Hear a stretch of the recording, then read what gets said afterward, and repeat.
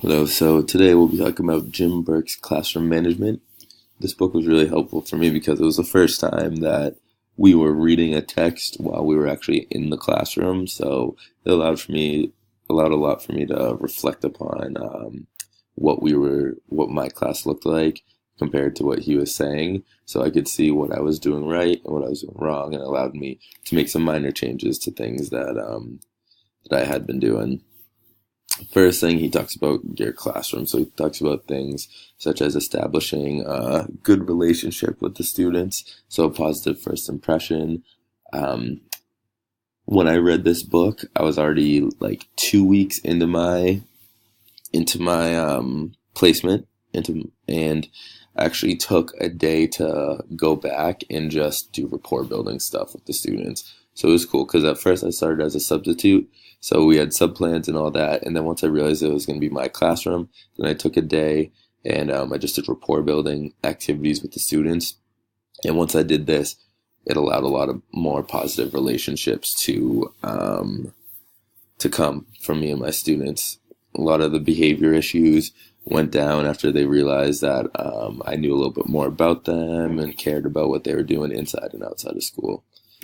He also talks about professional dress and attitude. So that's kind of what you present to the students, how I dress and come ready to school every day. That shows them that the teacher's ready to teach and he takes his job seriously.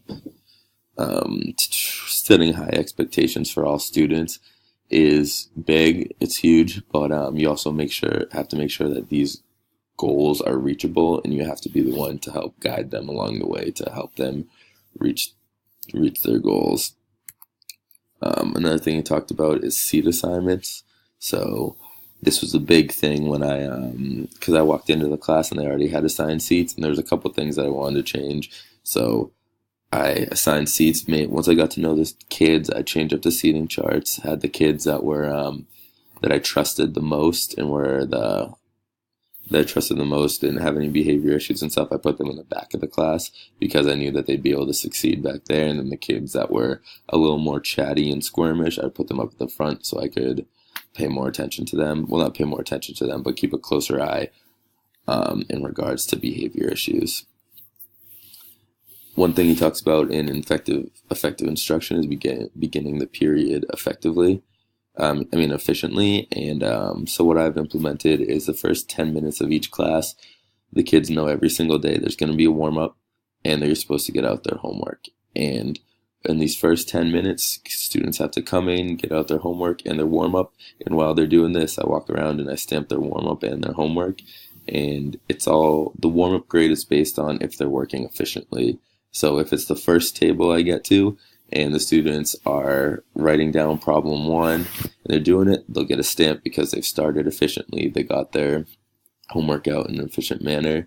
If I get to around like one of the last tables and these kids are only on problem number two, that means that they were not working efficiently on it, and therefore they wouldn't get a stamp.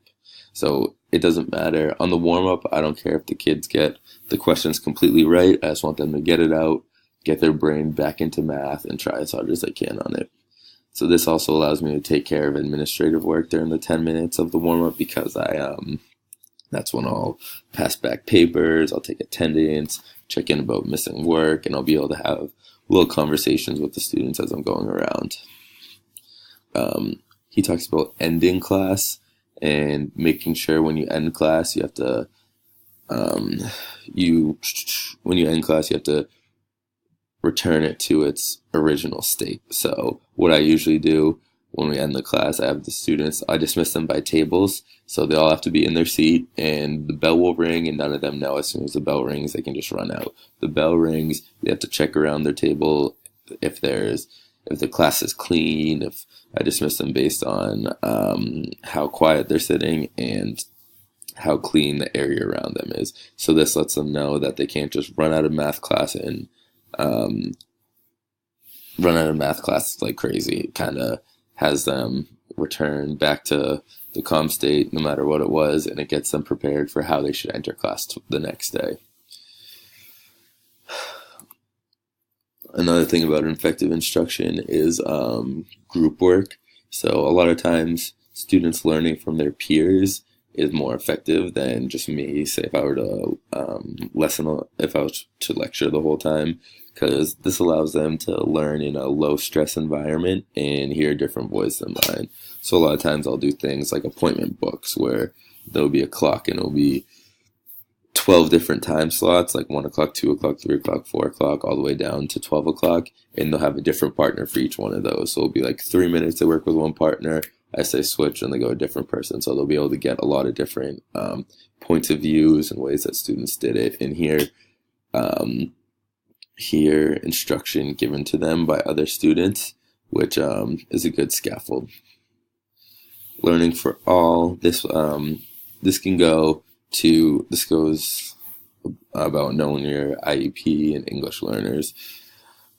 So creating an environment in which all students can succeed. So IEP students and English learners know their individual needs, and you create lessons in a manner that can account for these differences. So for example, with the appointment book, students that have IEPs and English learners, while other students may be able to grasp the concept a lot quicker, if you have an appointment book and these students are hearing their classmates explain to them, like say 6 or 12 times from different voices, it's a lot more likely to set in that way. Positive discipline. This is huge as well. Letting students know that you're disciplining them because you want the best out of them, and it's not because you're mad at them or angry at them or have like emotions attached to it, like negative emotions towards them.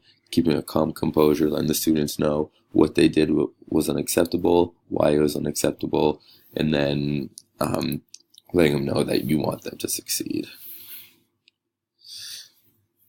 Thank you.